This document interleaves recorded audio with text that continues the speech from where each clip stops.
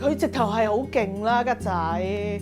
咁當時我哋都問佢，其實咁佢仲有幾耐命啦？咁你預1個月或者1個月多啲啦。咁但係唔止個半月，後尾3個月、6個月、9個月，而家其實由發現到而家已經係16個月啦。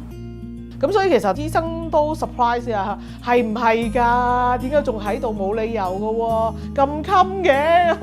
係啊，我係真係仲係好襟啊，仲喺度。我哋嘅角色其實只不過係喺佢身邊陪佢去過呢一世嘅一個人啫嘛。佢今次好彩，我哋相遇到，我可以有機會去照顧你，我多謝你俾呢個機會我去照顧你。我自己心態就會覺得，其實係好 appreciate 佢仍然繼續可以係喺我哋身邊，因為當你諗住其實得好少嘅時間，但係原來而家有咁長喎，10幾個月喎，其實係好 amazing 嘅一件事嚟嘅。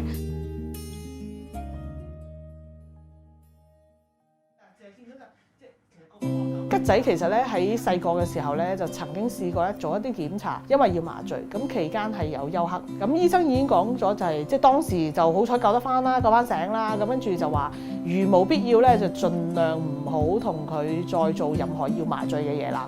咁所以因為咁樣，其實佢一路都冇做住肉，到後來就早2-3年前，佢就子宮束膿。醫生就話，如果你唔搞佢，有機會係演變成蜂窩炎啦，咁就死路一條嘅，即係一係生一係死，咁你唔做又係死，咁不如搏啦咁。咁嗰次就叫做好彩就搏醒咗，但係點知就上年就再發現有呢個問題。其實佢係應該係上年6月嘅時候，我哋突然間發現佢個即係額頭高少少嘅位置咧，就開始有嚿硬嘅嘢。咁我哋就即刻睇醫生啦，醫生就話觀察住先啦，俾啲止痛藥佢舒緩下先啦咁。但係跟住1個月後再翻去係大咗好多。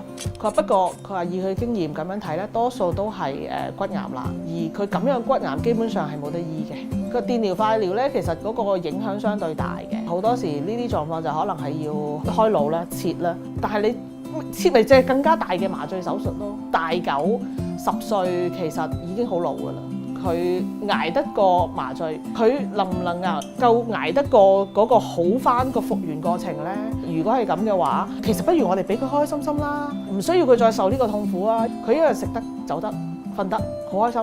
仍然都會追出花園去追人哋肺，咁我哋覺得其實佢係咪應該可以係有一個更加好嘅生活，而唔係一定要你用盡方法去好似想幫佢醫，但係其實可能佢承受更加大嘅痛苦。係好開心係咪啊？出去啦！其實知道佢連3個月嘅時間都冇嘅時候咧，就係瘋狂俾零食啦。因為佢真係實在太中意食零食啦，咁我哋覺得唔緊要啦，食得幾多得幾多啦，仲有幾耐時間啫，冇幾耐時間啫嘛，咁啊俾佢食。好多網友咧就即係提供好多方法啦，咁我又覺得就係只要唔牽涉任何開刀麻醉，我自己都會願意去試。即係其實我哋喺食療上面其實已經係試過，即係都不斷試唔同嘅嘢。咁而家除咗食佢嗰啲消炎止痛藥之外，我哋有 keep 住俾雲芝啦。俾拉仙啦，咁但係睇嚟嗰個效果都唔係好明顯。其實佢而家會經常其實喐一喐佢就會喘氣喘好耐。譬如有時喺屋企嘅話，即係譬如由屋企行出花園，其實可能都係10零步。佢由落喺梳化落地嗰下已經開始喘氣。佢個顎骨咧，其實佢會因為個腫瘤而令到佢擘唔大個口。咁但係好明顯，我哋見到就係話佢個口擘唔大啦而家，所以就流口水流得好犀利啦。咁佢眼嗰度咧，其實只因為佢已經嗰個腫瘤係壓迫住個眼球咧，其實佢唔係好眨到眼。咁其實個眼咪會不斷分泌一啲 fluid 出嚟，係保護翻自己天然保護嘅 function。即係當然我自己有矛盾嘅，究竟想佢繼續 keep on 有個咁樣嘅生活，定係還是不如如果你辛苦嘅話，你走啦。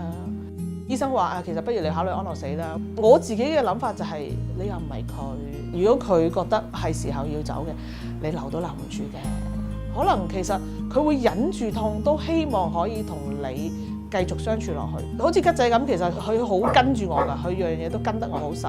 我行去邊佢跟去邊，其實佢係想保護我，佢驚我照顧唔到自己。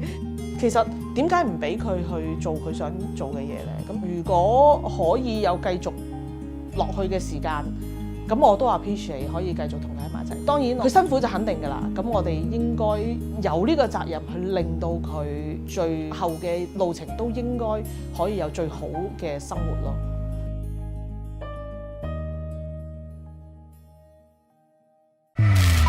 我就係一個廚師，我連萬一個廚師都爬得唔似，只不過我好中意煮嘢食，同埋我煮嘢我覺得好好食。希望大家多啲支持啊！黃仔教主。